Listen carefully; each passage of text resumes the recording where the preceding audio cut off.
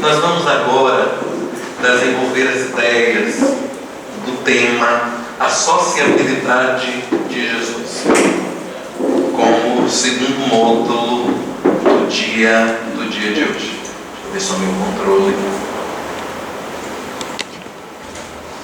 Eis o nosso tema, no meio da galera, a sociabilidade de Jesus. Quando nós usamos essa expressão jovem, pop, no meio da galera, nos vem à mente o que? Quando o enfoque em subtítulo é a sociabilidade de Jesus. O que nós podemos aferir daí?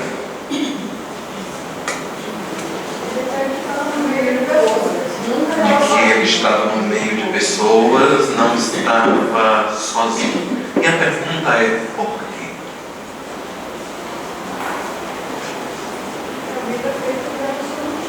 Ótimo, a vida é feita de relacionamentos. Perfeito. Mas, em especial, não via diferença entre eles e os demais. Se ele veio social, sociabilizar. Se ele veio nos ensinar a amar, ele tinha que estar no meio de pessoas. Se ele veio nos ensinar a amar, ele está no meio de pessoas. Mais do que perfeito. Mas, ainda que não fosse amar, Jesus veio nos ensinar um mundo de coisas. Naquele tempo existia ensino à distância. Ensino à distância, videoconferência, não existia. Era no meio da galera mesmo que tudo podia ser produzido para que um máximo de pessoas, vivendo esta oportunidade bendita de ter o Espírito mais puro que esse planeta já recebeu, nos falando ao ouvido, nos mostrando que é possível fazer tudo aquilo que o mundo até então dizia ser impossível ser feito. Somente através desta pedagogia, do exemplo, mas junto com a palavra, é que nós poderíamos nos fortalecer para propagar a boa nova, para propagar todo o ensino do Evangelho de Cristo. Então, vai lá. Sociabilidade, um conceito. A sociabilidade é a qualidade que possuem determinadas pessoas de se relacionarem harmonicamente com as outras. Poderia ser apenas de se relacionarem com as outras? Quem construiu esse conceito poderia simplesmente colocar não, se relacionar com as outras. Mas quando se fala em sociabilidade, o nosso foco é o positivo. É aquilo que possa extrair boas coisas dessas relações. E para que qualquer relação possa produzir bons frutos, é necessário que essa relação esteja em bases de harmonia. Isso é um alerta extremamente importante, porque muitas vezes nós permitimos o conflito, o choque, pela falta de cuidados para com essa harmonia. A nossa palavra tem sido muitas vezes infeliz. A nossa palavra tem gerado a guerra em torno de nós. A nossa palavra sem cuidado tem afastado corações preciosos que poderiam permanecer juntinhos de nós. Por isso é que essa palavra aqui é muito importante. Mas continua o conselho, gerando maior interação entre elas e contribuindo para a resolução de conflito. E aí está dizendo que, inclusive, o dos outros. Servir o seu e ajuda a resolver o dos outros. Isso quando o nosso sentimento e o nosso pensamento não é egoísta. Eu não tenho nada a ver com isso. Eu não vou me meter. Dentro da proposta cristã, nós temos a ver com a falta de paz dos outros? Nós somos responsáveis por gerar no planeta essa harmonia universal? Vamos lá. Resumindo, ser sociável é sentir prazer ao contato com as pessoas. Sentir prazer. Tem gente que convive, mas a cara parece da carranca do Rio São Francisco. A gente conhece essas caras, mas inclusive num lugar lindo chamado Centro Espírita. Pessoas que parecem que não entenderam que esta mensagem, a doutrina dos Espíritos, é uma mensagem de alegria profunda. A mensagem cristã deve estar fazendo do nosso interior uma festa constante. Essas pessoas são azedas, ou seja, não compreenderam nada.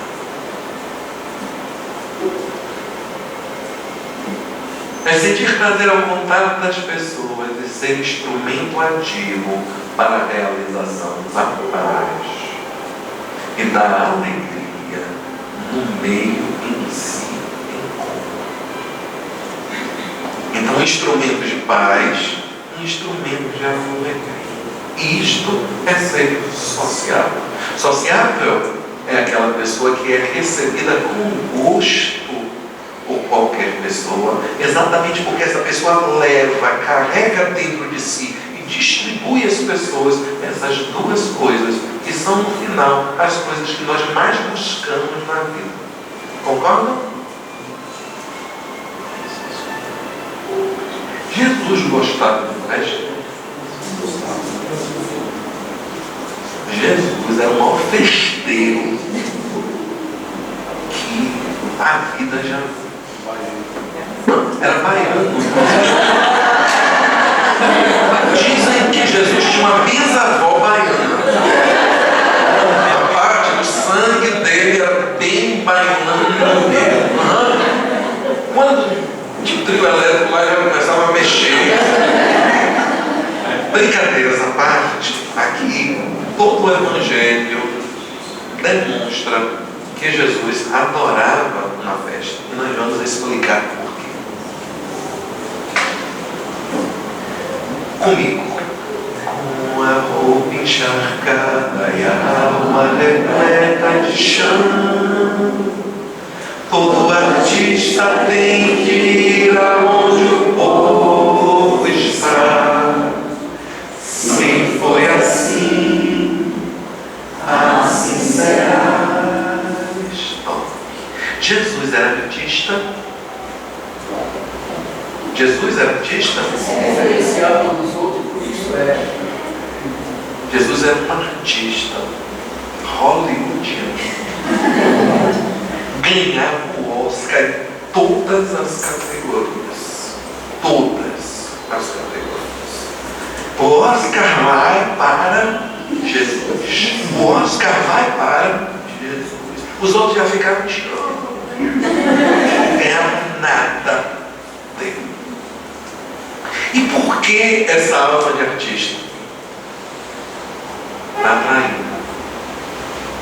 Só que ele entendeu que era melhor ir onde o povo estava. Os grandes aglomerados humanos. Para sepultamento vai 1 ou 2, mas Jesus até no sepultamento estava. Carnaval do Rio de Janeiro, Jesus. Carnaval de Salvador, Jesus. Festa de Largo, Jesus. Porque é onde o povo estava. E que povo? O público-alvo dele principal. Doente. Cachaceiro. Estava lá na festa? Estava. Eu vim para os cachaceiros. Porque os sãos, os que passam pelo teste do bafômetro, não precisam de médico. Vocês se lembram dessa passagem?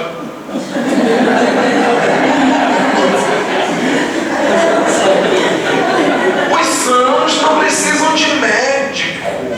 Os idosos, os barrentos, aqueles que só querem saber de folia, embora nós devemos ter uma festa eterna, a vida não é uma eterna festa. A vida é trabalho, é responsabilidade, em benefício próprio e em benefício das outras pessoas. Jesus sabia disso e ia onde encontrar realmente os irresponsáveis. Aqueles que queriam dirigir depois de beber. Aqueles que brigavam depois de estarem embriagados. Aquelas pessoas que gritavam, falavam mal, procuravam confusão nas festas. Se ele fosse para o centro espírita, grupo espírita Ismael, não adiantava de nada, está todo mundo pronto. Estava todo mundo já resolvido. Então ele ia para o povo, e em especial nos cenários de aglomerados humanos mais complicados. Amém? Jesus gostava de reggae representando festa. Qual foi a primeira aparição de Jesus? As bodas de Caná. A primeira aparição pública dele, onde ele fez os prodígios, mostrou os poderes de Grayskull que ele tinha. Jesus tinha os poderes de Grayskull? Tinha. Eu tenho a força tome a água transformar em vinho. Como foi que isso aconteceu?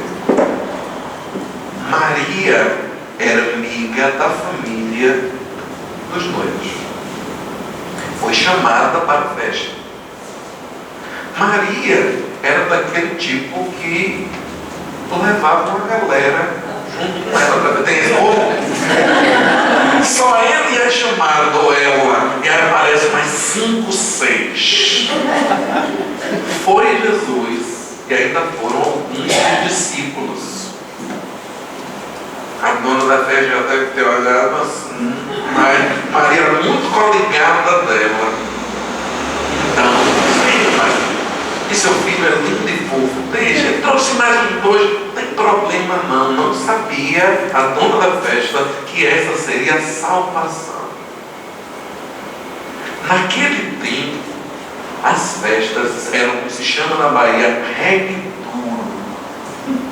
Uma família pobre, a festa era de no mínimo 3 dias e 3 noites. Uma família com haveres, no mínimo 7 dias e 7 noites. Não é 7 dias e 7 noites, não é 7 dias e 7 noites, comida, bebida, bailarinos, som, músicos e tudo. O que se comia naquela época? Frutas cristalizadas, frutas secas, desidratadas, peixes salgados, carnes salgadas e vinho. Cuja estratégia era a seguinte: colocava-se o melhor vinho de safra francesa, uns bordeaux daqueles 200 anos, e o povo tomava uma delícia, um espetáculo, já estava todo mundo chapado. Aí pegava Frei Vinícius, Chapinha, todos aqueles de supermercado, bem barato, descia, ninguém estava sabendo mais gosto de nada. Era essa a estratégia da festa. Por que as festas eram tão demoradas assim? Pela seguinte razão: naquele tempo tinha Adão, tinha Gol, Avianca, tinha o metrô, não tinha nada disso. O povo ia na perna ou em cima de montarias, dos lugares distantes de acesso difícil, das montanhas daquela região, dos desertos poeirentos. E se demorava dias para se chegar.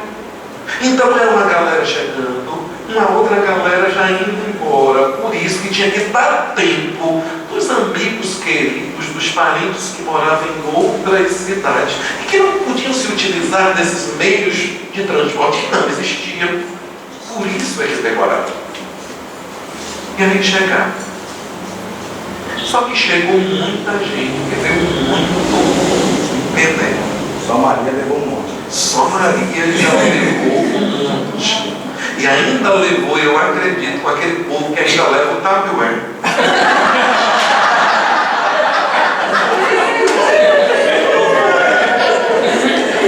Todo mundo se viu, não foi? É tão Depois fazer quentinha para levar para casa, sem se preocupar com os que ainda estão por chegar. Chega cedo, come. Antes da metade do bolso ainda quer ir e com a Tupperware cheia. Beleza. O vinho acabou. Ou melhor, o vinho estava para acabar. E se hoje o nosso povo é supersticioso, naquele tempo as crendices eram ainda maiores. E pela tradição deles, era de mau agouro que o vinho, era mau agouro para os noivos, que o vinho acabasse antes da festa ser encerrada. Que as ânforas de vinho já estavam no final. E aí Maria observou a mãe da noiva preocupadíssima. Meu Deus, vai trazer azar para minha filha, não tem para poder comprar, não tem supermercado 24 horas aberto, nada disso. Vai fazer o quê? Maria escuta, aí vai, um cara de mãe quando quer pedir alguma coisa. Oh, meu filho, se fizesse uma coisa, e Jesus e Maria era de tamanha intimidade, pelo amor que os unia, que os dois se comunicavam com os olhos. Quando Maria veio com aquela carinha, Jesus já veio. Lá vem. E aí, filho, eu queria lhe pedir um negócio. E aí Jesus, da forma carinhosa com que no cenário da intimidade as pessoas se tratavam, ele dizia assim: mulher, não sabes que ainda não chegou o momento?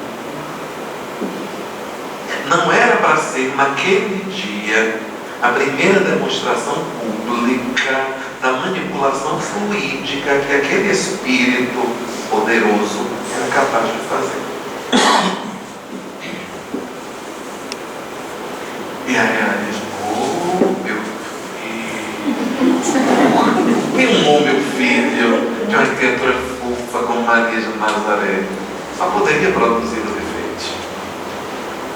E aí ele disse: tá bom, só porque é para você. Mande chamar o mordomo da festa, a pessoa responsável, seria o pessoal do cerimonial, e mande encher as ânforas com água pura e colocar aqui na minha frente. Se fosse a gente perguntava quê?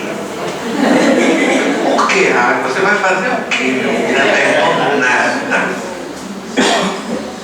Levou, colocou. Ele, médium de Deus, se conecta. E aí manipula o fluido deste elemento que é a base de quase todos os elementos. Tudo é formado pelo fluido, não é isso?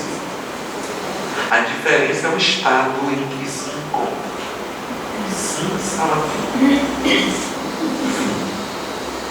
Só que não saiu aquele vinho avinagrado. Saiu um vinho de uma qualidade que nunca foi experimentada.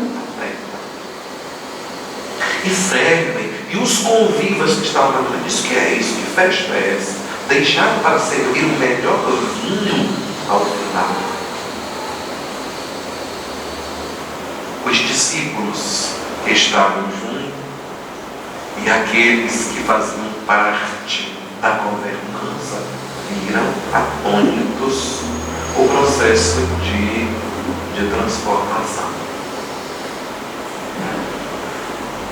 Entre eles estava Pedro. Depois que eles saem dali, a festa acaba, eles vão embora, ele volta-se para Jesus e lhe pergunta uma coisa que ele fez refletir demoradamente sobre as bodas de Caná. E Pedro diz: Senhor, eu não entendi aquele movimento lá das bodas, o Senhor transformou a água em vinho. A continuidade do vinho não favoreceria a embriaguez e os desregramentos por parte das nações. Espíritas, prestem atenção para a resposta dada por Jesus. Jesus disse assim: Pedro, conheces a alegria de servir a um amigo? Conheces a alegria de servir a um amigo? E eu pus demoradamente a meditar sobre o que isso significava. E significa dizer que muitas vezes nós, em nome da amizade e pela possibilidade de alegrar alguém, nós temos que deixar de lado pensamentos, convicções, às vezes extremamente radicais, que nós temos na nossa vida. E eu comecei a repensar algumas posturas que eu tinha do tipo: se a bebida não serve para mim, eu não vou oferecer bebida para nenhum dos meus amigos e parentes, simplesmente porque isso fará também mal para eles. E vinha o irmão mais novo do que eu, que foi companheiro de folguedos pela minha vida toda, que ainda gosta de tomar uma cerveja. Eu dizia: olha, lá só vai ter suco, refrigerante, inclusive aí com a variante de 0 e água. Mas meu irmão, lá em casa, não. E meu irmão, embora muito amoroso, chegava ele e a companheira, que também era encarcadora de dente, com a cara, se não fechada, mas triste, e passava rápidos minutos. Até que eu li em Boa Nova por Emmanuel isto. E a interpretação que eu dei a isso foi essa: nós não podemos ser radicais impondo ao outro as nossas convicções, ao ponto de querer dizer como o processo evolutivo dele vai se dar. Logicamente, nós não vamos estimular ninguém embriaguez, mas veja como muda tudo. Meu irmão tem uma latinha para você na geladeira, a temperatura que você nunca experimentou na vida. E essa é a forma de dizer o quanto eu te amo e o quanto eu faço o gosto que você esteja aqui. Muda tudo. E eu comecei a flexibilizar a minha vida, porque aprendi que espírito superior é quem mais flexibiliza. Nós é que somos radicais. Mas vamos lá. Jesus não permitia uma palavra. Não tinha palavra de Jesus falar.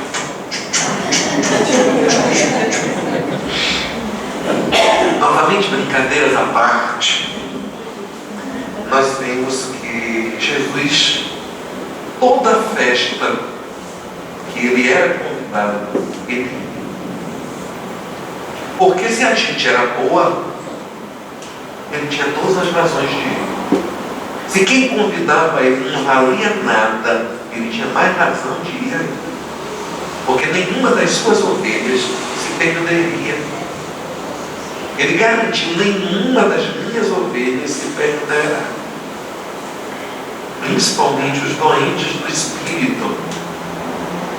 E um desses doentes do Espírito se chamava Simão, que morava na cidade de Naim, que também era ali nas cercanias do grande lago da Galileia, onde estava Gilvarete, Cafarnaum, Tiberíades, Magdala. E Simão, que era conhecido como o Snob, oferece a Jesus um banquete. E era costume dele oferecer um banquete para as principais personalidades. Quem saía na revista Caras ou New York Times, ele convidava para ir para a casa dele. Por quê? Isso é prestígio para ele. Eu estou com as pessoas famosas. E Jesus era o maior artista naquele momento. E seria o maior artista de todos os tempos. Então ele convoca Jesus para ir para um banquete. Não porque apreciasse Jesus, mas porque queria se promover às custas de Jesus, aparecendo, recebendo um famoso. Jesus chega, outras pessoas, e ele trata Jesus com reservas.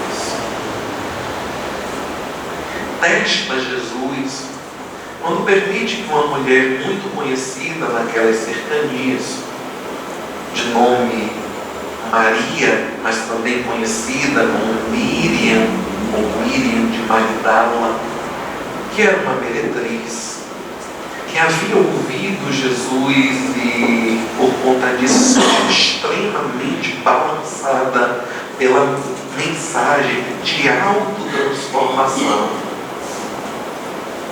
E ela vai até o banquete com o objetivo de dizer a Jesus do seu arrependimento e que a partir dali procuraria seguir a orientação dada pelo Evangelho, pelo seu Evangelho, para que ela pudesse também alcançar o reino de Deus das consciências tranquilas. E ela passa a beijar os pés de Jesus à medida que as suas lágrimas banham esses pés e enxugar com os cabelos. E aí, Simão e os 9 observam aquilo, se esse homem fosse realmente o Messias, ele saberia quem é esta mulher e não se permitiria tal intimidade com uma prostituta. Nesta hora, Jesus, com os poderes de Grace, capta o pensamento. Porque se Chico lia o pensamento, imagine Jesus. Aí chega assim, Simão, meu querido, eu cheguei aqui e você, negando as nossas tradições, não me ofereceu o ósculo de boas mãos, o beijo de boas mãos. E essa mulher, desde que chegou aqui, não para de me beijar os pés.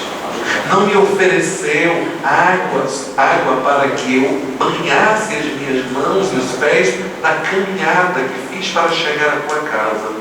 E esta mulher, desde que aqui pisou, não para de banhar os meus pés com as minhas suas lágrimas e de secar com os seus cabelos.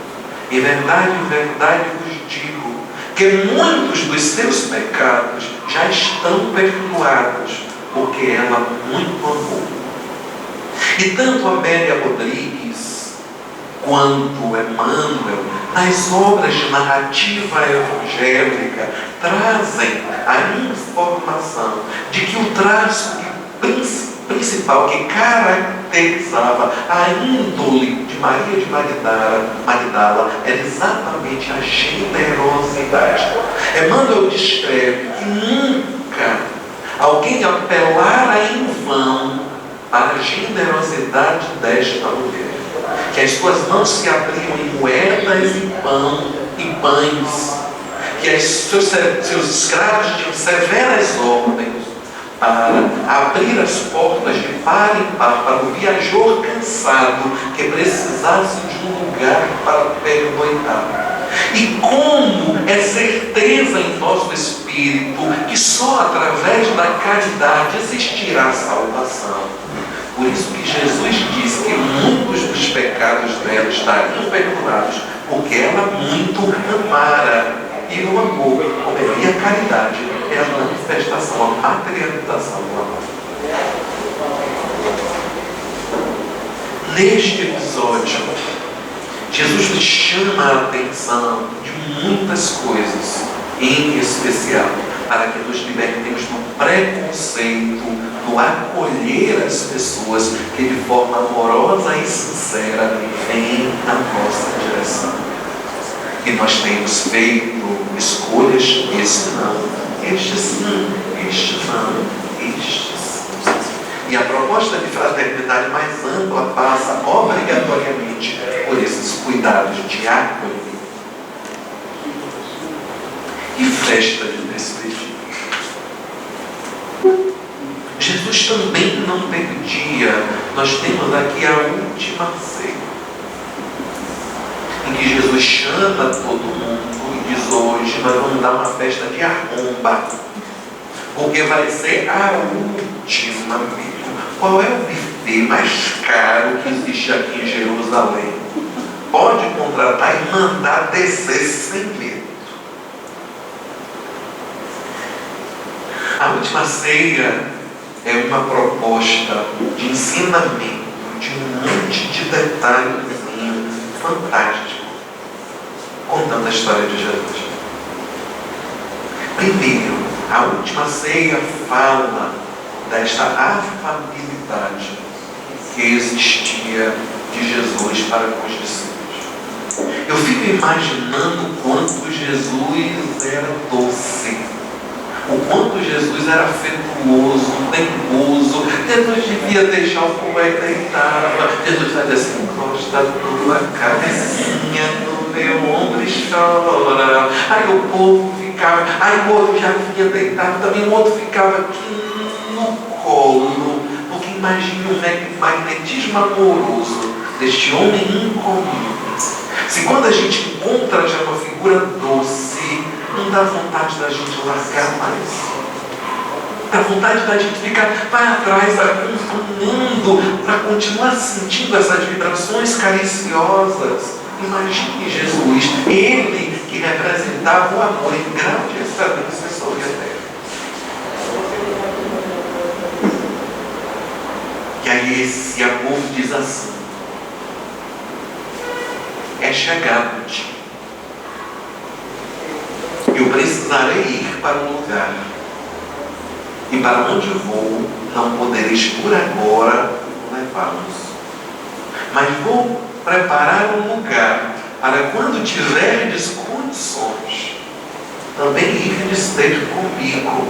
E ele anunciava um princípio evolutivo que fala de faixas vibratórias. Quem pode o mais, como ele, pode o menos. Quem pode o menos, se quer passar para cá, não consegue. Por quê? Porque a sua vibração não se sutilizou o suficiente para poder alcançar. Estou conseguindo ser claro? E aí Jesus diz: mas vou. E aí, como todo mundo fez cara de aflite, ele diz: mas não vos deixarei órfãos. Essa certeza me embala o coração de uma forma tão viril, de uma forma tão forte, que nos momentos em que eu sinto que as coisas são mais difíceis, eu me lembro dessa certeza de que Jesus está aqui, de que Jesus está presente. Me encho de força e sigo em frente, porque Ele caminha comigo. E esse convite lá da ceia, e que passa também pelo momento em que Ele toca no ombro de Judas, o mais politizado dos discípulos, aquele que mais sonhava em libertar Israel de Roma, e queria fazer isso pelo único meio que eles conheciam na época, com a espada, cortando e degolando os pescoços. Só que vem o Messias, que na tradução significa o libertador, e que deveria vir todo armado dos pés à cabeça e com o golpe, a tropa de elite atrás,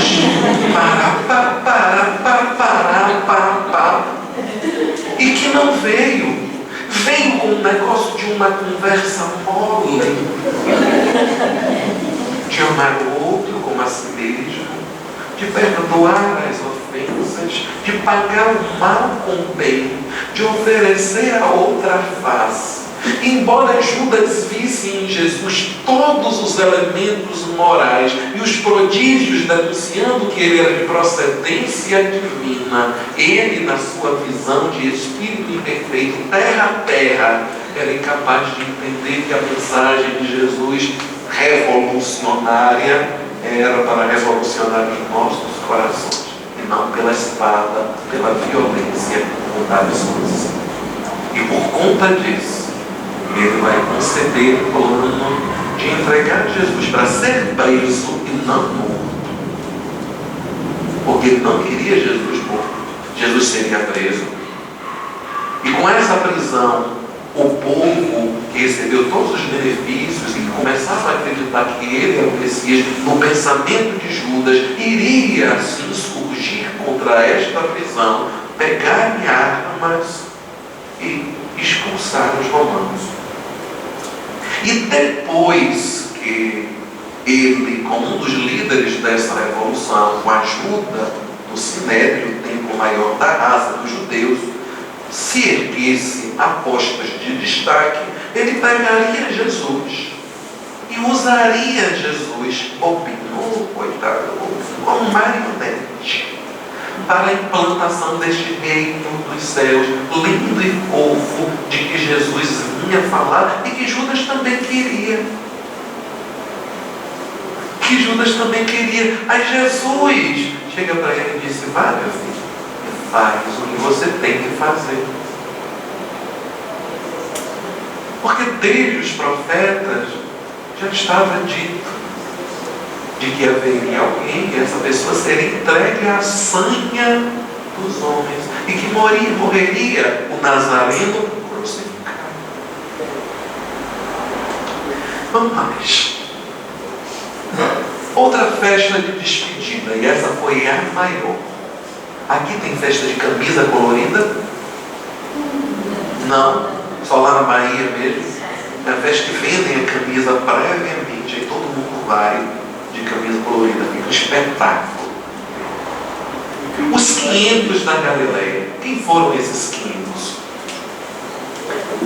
Depois que Jesus expira na cruz e ressurge ao final do terceiro dia, ele começa a encher de coragem, e a ressurreição é um canto de esperança.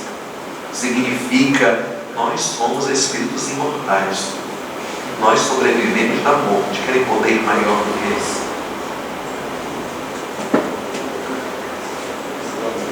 Ele vai buscar aquelas pessoas que se sensibilizaram profundamente com a sua mensagem.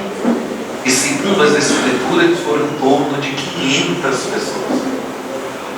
E curiosamente, essas 500 pessoas sentiram uma saudade, um desejo de revisitar os sítios onde Jesus mais costumava pregar. Jesus ia para a língua d'água do lago da Galileia, e ou subindo nas barcas, ou embaixo das sombras das árvores, em especial das tamareiras, ele se punha a pregar. E num lugar em especial, em um promontório, em um montezinho, as pessoas começaram a se dirigir sem saber porquê, andando quais zumbis naquela direção. E quando estão ali, Jesus se materializa. O fenômeno está descrito no livro dos Médios por Kardec. Se materializa a visão de todos e convida, concita a todos ao ide e pregai o Evangelho, dizendo: eu vos mandarei como ovelhas para o covil de lobos, dizendo que a atitude da pregação, de desafiar com essa nova mensagem de amor os sistemas carcomidos de então, não seria uma tarefa fácil. E eles encontrariam muitas vezes a morte, como as ovelhas encontram quando se encontram com os lobos. Mas a partir daí, em todas as direções, esses homens que foram tocados pela presença de Jesus e pelo seu verbo, se colocaram, fazendo com que hoje nós também pudéssemos ser cristãos, pelo conhecimento dessa mensagem. Jesus se metia toda hora na confusão dos homens. E por uma razão simples, ele já havia entendido: buscai o reino dos céus e a sua justiça, e o mais vos será dado por acréscimo. Essa justiça faz com que nós, observando alguém que está sendo ali tripudiado, humilhado, alguém que está sendo injustiçado, mesmo que isso represente algum perigo para a gente, nós vamos ajudar. Jesus não temia, era o Espírito que já havia construído em grau de excelência a virtude da coragem.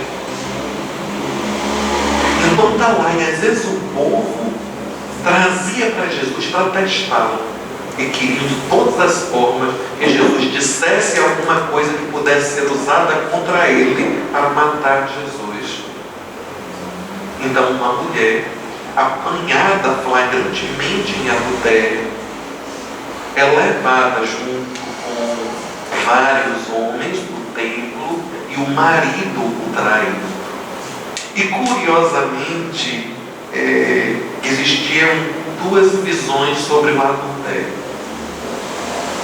Para o homem, ele só adulterava caso, mesmo casado, ele se envolvesse com uma mulher casada, porque a ofensa dele era em relação a outro homem. A mulher, mesmo que se envolvesse com um casado ou com um solteiro, se ela fosse casada, a ofensa dela era em relação ao casamento, ao marido, e portanto a pena para ela seria a morte pelo apedrejamento. E aí levam essa mulher. E nós já contamos aqui o que aconteceu. Aquele que estiver sem erro, sem pecado, atire a primeira pedra. E todos deixaram essas pedras no chão, até Manuel, e foram embora. E Jesus então pergunta à mulher: mulher, onde estão os teus acusadores? Senhor, eles se foram.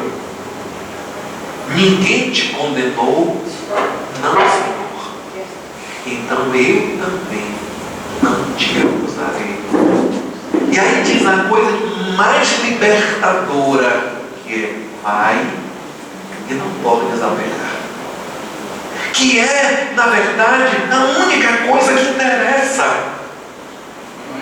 Se fosse a gente,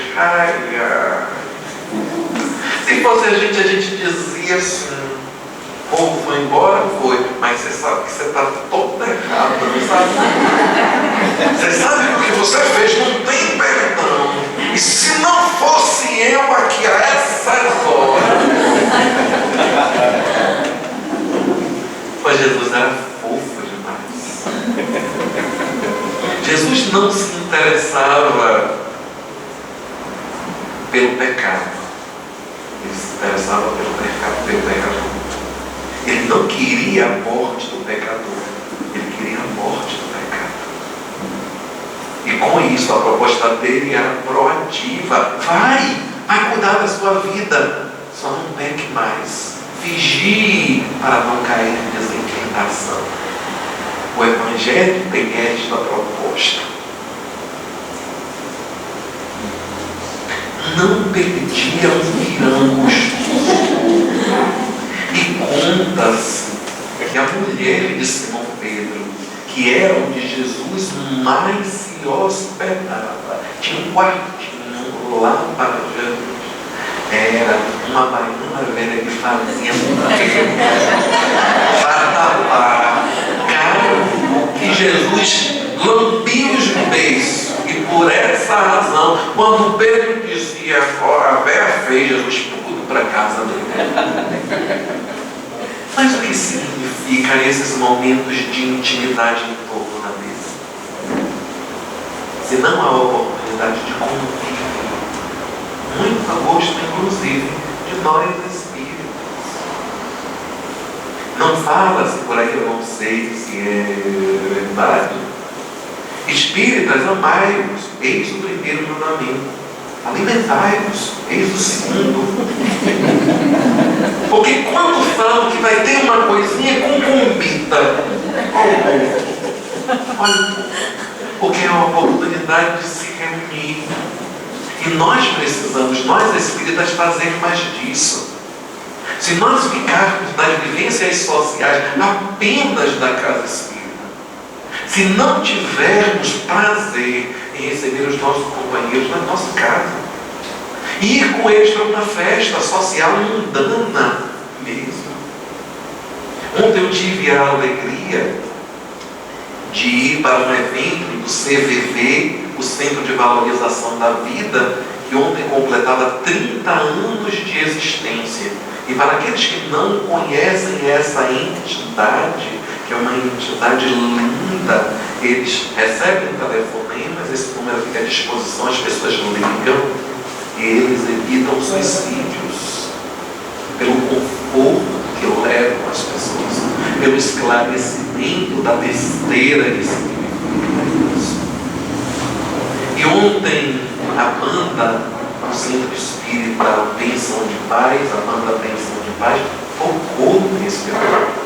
E vários companheiros do Centro Bênção de Paz estavam lá.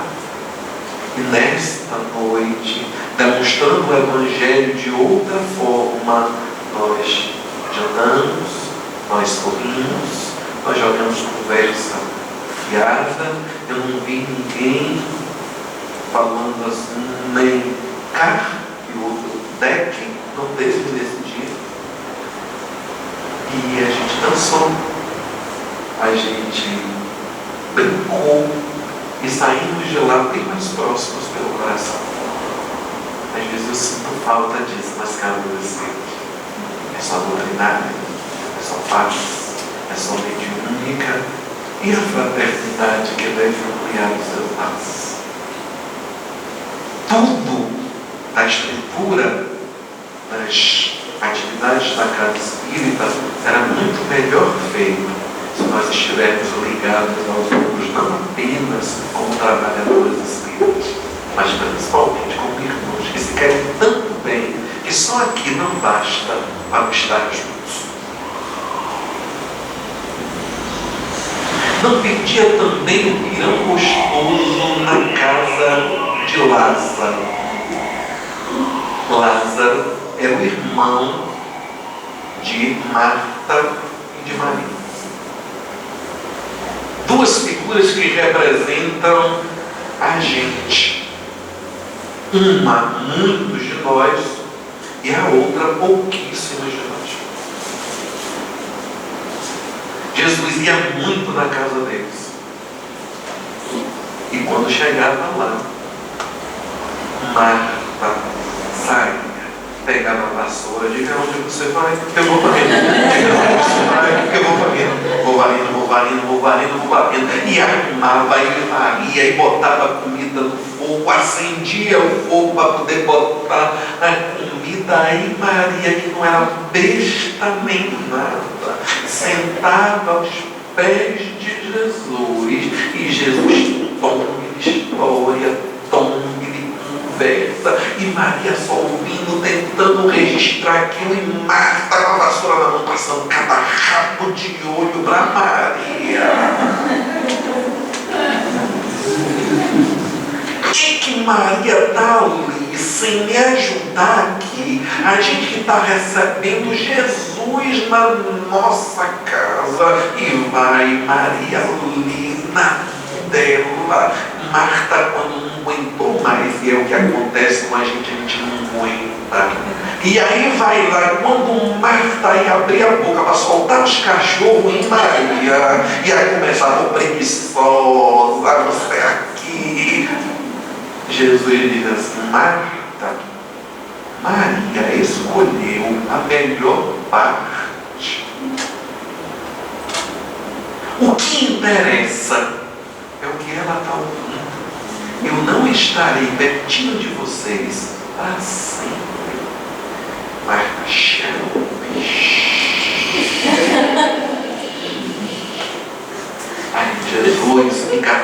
Fábio Júnior e disse: Marta, senta aqui, não tenha tanta pressa, senta aqui. E aí Marta foi e sentou também. Quantos de nós desprezamos a boa parte? Quantos chamados para os seminários de hoje não vieram? Não escolheram aquilo que poderia ser, dentro de tudo de esclarecimento que nós estamos nos permitindo, ficar com a melhor parte. Vamos lá. Estimulando o convívio. Quando duas ou mais pessoas estiverem reunidas em meu nome, eu aqui estarei. Mas não é assim. Quando duas pessoas ou mais estiverem reunidas em meu nome, o meu lobby deu certo. É a leitura do Evangelho. O que significa? Se não, sentar ali ou no chão e da forma sentida, se ligar na espiritualidade, buscar por Jesus do fundo do seu coração. Jesus, vem. Vem. Não tenho qualquer dúvida de que se meio Naum fizer isso, vem. Por que ele disse então duas ou mais pessoas? Porque a gente tem um problema sério. Na nossa arrogância vaidosa, nós chegamos até mesmo a dizer: eu não preciso de ninguém para cá. E isto inibiria a aproximação das pessoas. Isto estimula as reuniões, os movimentos que vão fazer desaguar mais tarde a fraternidade, para que a gente esteja fazendo o evangelho lá junto, trocando impressões, se fortalecendo um com o outro. É lobby. E um lobby que deve ser continuado, embora não devemos entender que o Cristo não estará perto da gente se a gente estiver ligado a Ele sozinho. É lobby. Como Jesus era lobista. Aliás, eu vou preparar uma palestra, os lobbies de Jesus. Porque o Evangelho está recheado dele. Jesus jogava com a gente feito abestalhado, comia na mão dele, naquilo que ele manipulava a gente, manipulava melhor os sentidos para o bem, para nos levar para o aprendizado. Eu ainda vou fazer essa palestra. Acabei de ter a ideia. E traga aqui, né? Com a ajuda de Deus, bora ver. A prudência nas relações, evitando acidentes. Quando avançar, parar ou simplesmente observar. Porque nós estamos falando aqui de sociabilidade.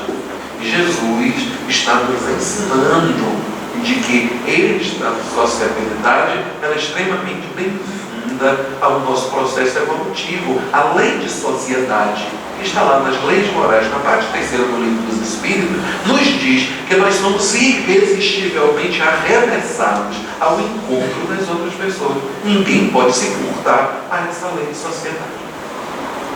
Então, como a gente deve se relacionar? É o que nós veremos agora.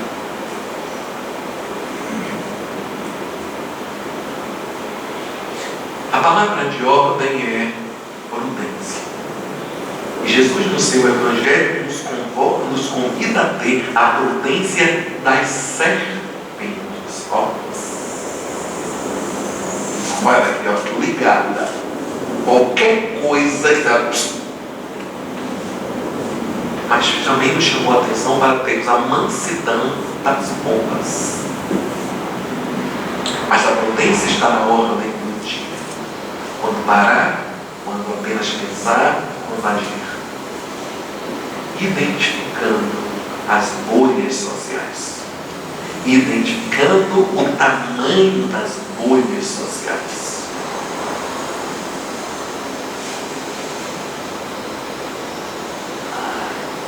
sinal dele. No meio social existem algumas pessoas que nós identificamos que estão com esse sinal ligado o tempo todo e que esse sinal não muda, em que elas cantam assim: por favor, pare agora, para ver como elas se manifestam. O mais belo dos belos. Talvez vocês não saibam esta, porque esta é bem baiana mesmo. E leia aí. Quem é que sobe a ladeira do Curuzu? E a coisa mais linda de se ver é quem lê aí. O mais belo dos belos sou eu. Bata no peito mais forte e diga: eu sou eu. Não me pegue, não, me deixa à vontade. Não me pegue, não, me deixa à vontade. Deixa eu curtir ler o charme da liberdade. Deixa eu curtir ler o charme da liberdade. Essa canção que se imortalizou na voz de Daniela Mercury fala de algumas pessoas que, devido a traumas durante as suas existências, fazem reservas ácidas à aproximação de pessoas. Tem pessoas que não me peguem, eu não gosto que me pegue. Abraço é um negócio daqueles com glúteo projetado para trás, com medo de uma gravidez indesejada. Isso existe? Existe. Tem abraçar uma pessoa que faz assim, né? Ou aquele abraço bater nas costas que quer dizer milagre. Deixa, pode ir, já deu. O que é que você está fazendo aqui ainda? Existe muito disso. Essas são o do pare. Precisam ser respeitadas essas pessoas? Mas respeitar não significa manter essa distância sem a busca da aproximação, cuja ferramenta eficaz se chama o afeto, o jeitinho. Porque eu quero dizer para vocês com a certeza inteira do meu coração de que, mesmo existindo essas pessoas e elas dizendo eu não gosto disso, não existe quem não goste de carinho. Elas estão apenas utilizando um mecanismo de defesa, evitando o que elas entenderam, mas capaz de não fazê-las sofrer, às vezes de novo. Eu agora fechei o meu coração e eu não quero intimidade com mais ninguém. Ou de uma forma consciente por algo que aconteceu nessa vida mesmo, ou uma memória inconsciente que acaba se reproduzindo como um comportamento de afastamento dos outros corações. Estou sendo claro? Beleza. Então, se a gente for observando esta pessoa e com jeitinho se aproximando, daqui a pouco nós vamos vê-la bem perto do nosso coração. Elas têm esse tipo de bolha social. E chega que esse o limite, não tem como se aproximar mais. A bolha social dela diz: nem vem. O sinal amarelo. Bora ver o que ele diz para a gente. No sinal amarelo tem um histórico. Se a gente não tivesse feito tanta coisa, se não tivesse dito tanta coisa, se não tivesse inventado tanto, podia ter vivido um amor grande até. Se a gente não fizesse tudo tão depressa, se não dissesse tudo tão depressa, se não tivesse exagerado a dose, podia ter vivido um grande amor.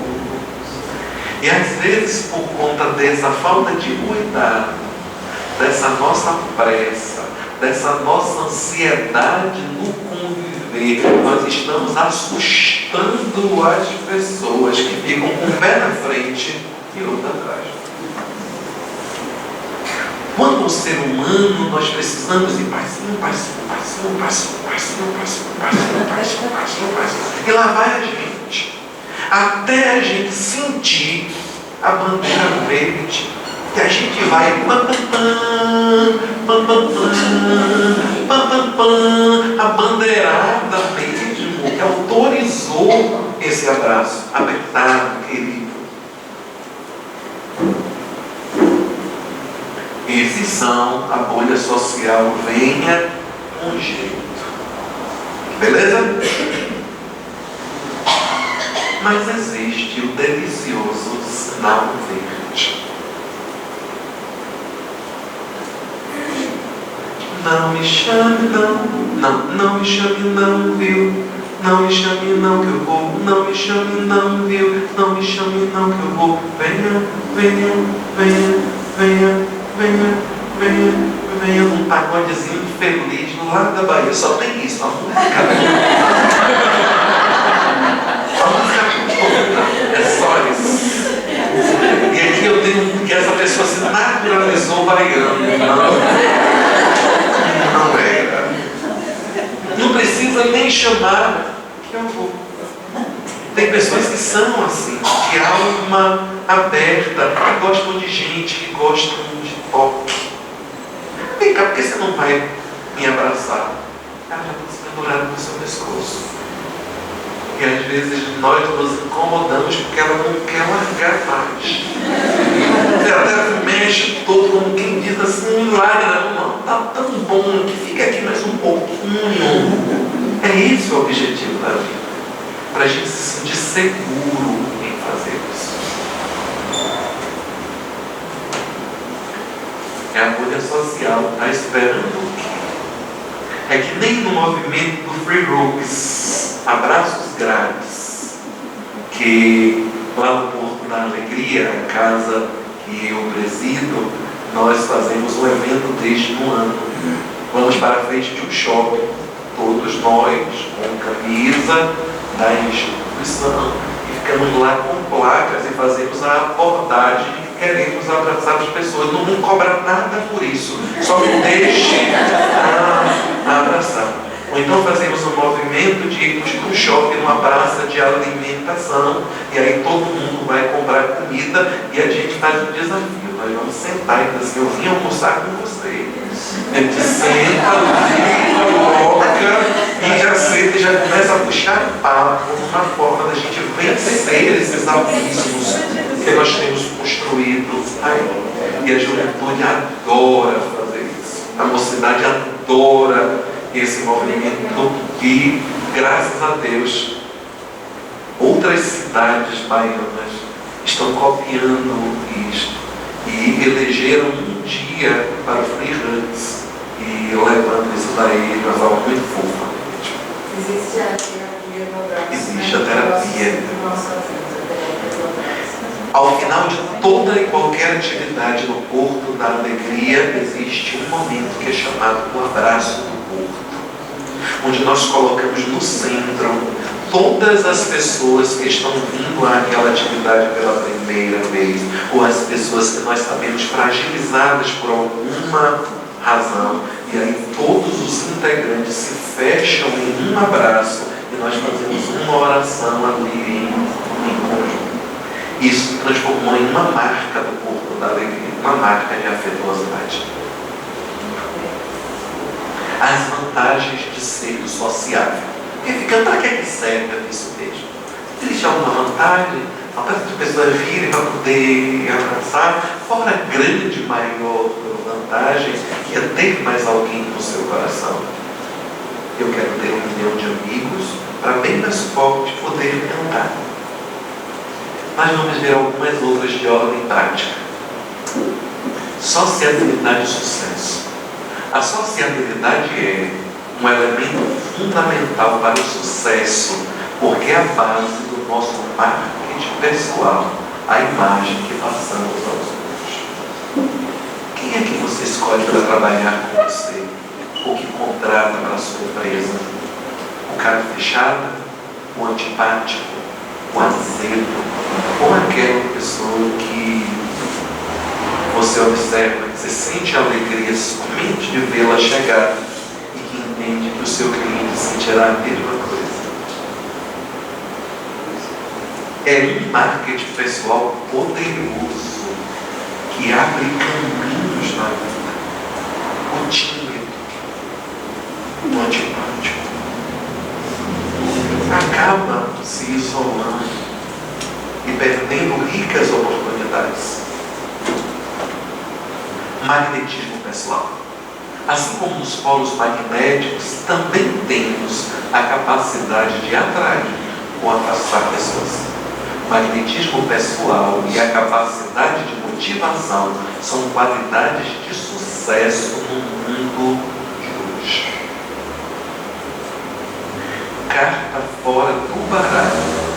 No entanto, encontramos muitas pessoas com altas taxas de rejeitabilidade que insistem em manter hábitos, atitudes e comportamentos que distanciam as pessoas, assustando-as e passando uma imagem negativa. Isso ocorre pelo despreparo ou desconhecimento das habilidades da inteligência interpessoal, as que falam do convívio. Instituições e empresas estão dando cursos para as pessoas desenvolverem a inteligência emocional e a inteligência interpessoal para que o convívio na instituição, no cenário interno e para com os clientes no cenário externo seja sempre o melhor, atraindo vantagens para as empresas.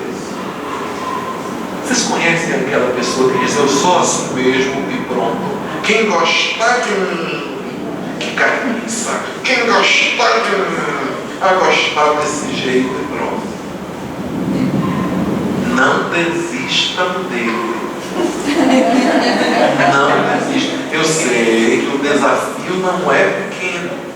Não é pequeno. Aí aquela pessoa que vai para a festa de aniversário fica olhando aquela pessoa igual no tudo e botando gosto ruim em tudo, criticando tudo.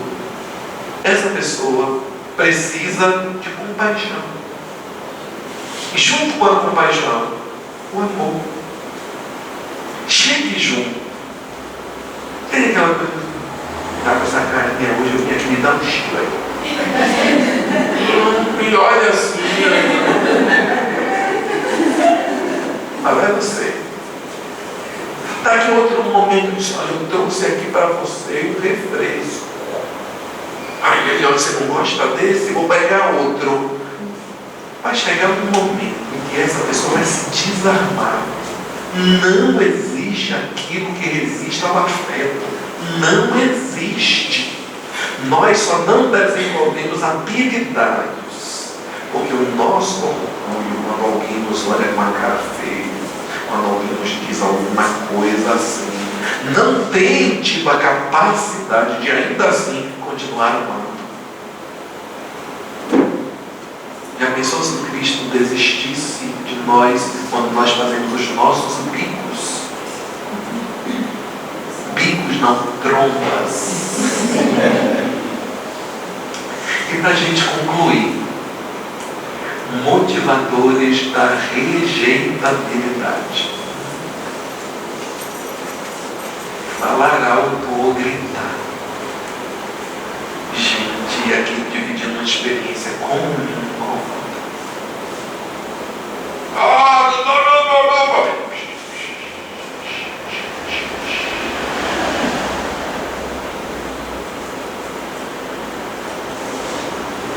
Impor-se inconvenientemente aos outros, chamado entrando.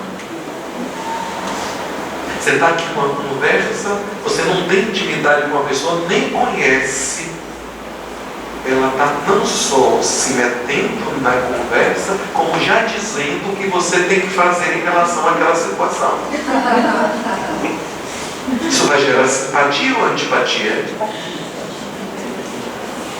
Egocentrismo. Pense em mim, chore por mim, Liga para mim. Não liga para ele. Aliás, este é o pior de todos. O egoísta, ele se auto-isola, porque a gente só fica com ele quando tem algum interesse nele ou naquilo que ele possa nos dar. A rigor, só o egoísta vive só, diz o irmão José. Contar vantagem. O nosso orgulho não aguenta isso, porque a gente quer ser melhor do que ele. E aquela pessoa está contando um monte de coisa que faz ele melhor do que a gente. Então, se a gente não tiver, a gente até tenta inventar uma, para não ficar por baixo. Mas se a nossa criatividade não ficar lá, nem essas coisas, a gente se levanta e deixa ele falando sozinho. Ser humano é fantástico. Semear fofoca entre eles, sem comentários. E passar-se por limite. Tem a ver com rejeitabilidade? Para ver o contrário agora. Motivadores da aceitabilidade. Ser prestativa e atenciosa, ter boas maneiras, consideração e gratidão. Isso daqui é algo assim tão fantástico, quando não existe, é devastador. Eu fiz, aconteci, e ele não disse assim, nem obrigado, cachorro. Nós temos essa necessidade ainda do outro se manifestar como grato. O Evangelho dos Espíritos que estiveram à frente do Evangelho segundo o Espiritismo, para eles isso não passou despercebido, porque eles construíram um tópico, benefícios pagos com ingratidão, para nos chamar como a atenção de como nós devemos lidar com essa situação. Postura de humildade e simplicidade, ao contrário do orgulho, é o que traz. Quem é que não gostaria de estar juntinho de Chico Xavier o tempo todo? Porque Chico Xavier tinha meu irmão, eu sou pequeno, quem é grande é você, quem é lindo é você, quem é amoroso é você. Dá tudo que a gente quer.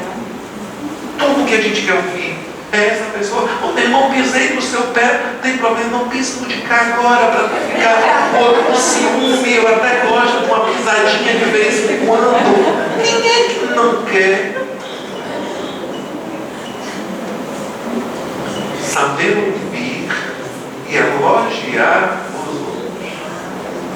Crítico esse ponto, crítico. Por isso que a gente tem um seminário todo sobre isso. Falando sobre as dificuldades que nós temos apresentado em ouvir as pessoas. Não sabemos que a caridade também passa pelo ouvir. Pessoas que precisam compulsivamente falar, e se você fala compulsivamente, elas não têm a oportunidade também de colocar para fora tudo aquilo que elas precisam dividir com alguém. Se eu não escuto as outras pessoas, eu quero dizer para ela, só o que eu falo é importante. O que você falaria para mim é besteira, então fique de boca calada mesmo. Vocês estão entendendo onde eu quero chegar? Toda vez que nós emprestamos os nossos ouvidos à caridade, a ouvir alguém, dando atenção a esta pessoa, nós chegamos muito mais facilmente ao coração dela. E quando o bicho está pegando, mantenha o bom humor. Bom humor é tudo de lindo. Na faculdade, eu costumo fazer enquetes com os meus alunos e pergunto às alunas qual é o traço principal de personalidade que você elenca para escolher um namorado. E na grande maioria das vezes o campeão é bom humor. Porque cara fechada para viver com a gente a vida toda, ninguém aguenta, ninguém quer. Eu desejo uma pessoa que me faça sorrir, Deixe a vida em torno de mim leve. Diante dos problemas, mantenha o bom humor, porque no fundo, todos nós temos todas as razões para sermos felizes e gratos à vida e a Deus. Então, como encerramento, eu apresento para vocês a pergunta: por que o ser humano fala? Por que nós falamos? Diante do tema, qual seria a resposta mais adequada? Para nos sociabilizarmos com as pessoas. E se eu disser que, na verdade, isso daí é consequência, não explicação? Nós falamos porque, se nós nos comunicássemos online, mente a mente, o pau estava quebrando toda hora.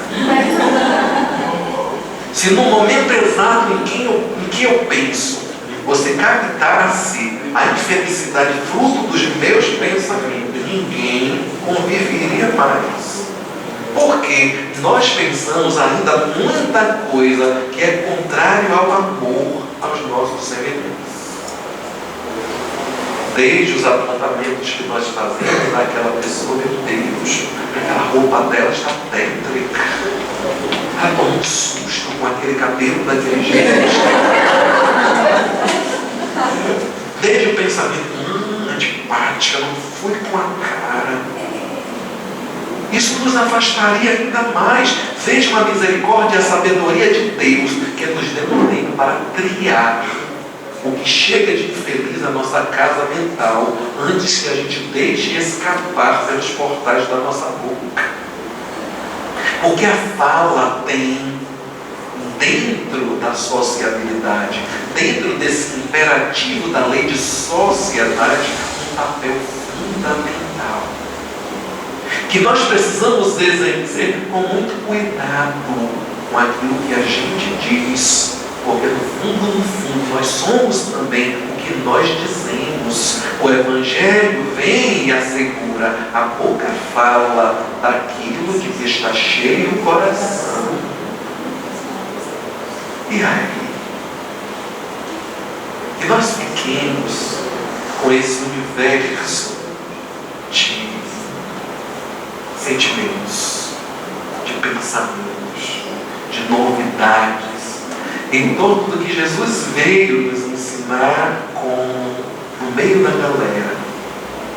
Estar com um ser social, de relacionamento mais harmônico, mais bonito, embora todos os desafios que a inferioridade daqueles com que ele conviveu ensejava na vida dele.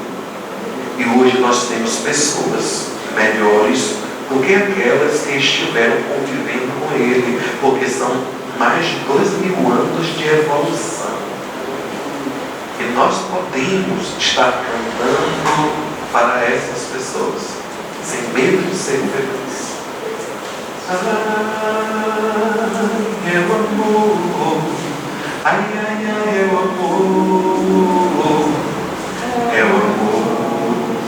Um grande beijo para vocês.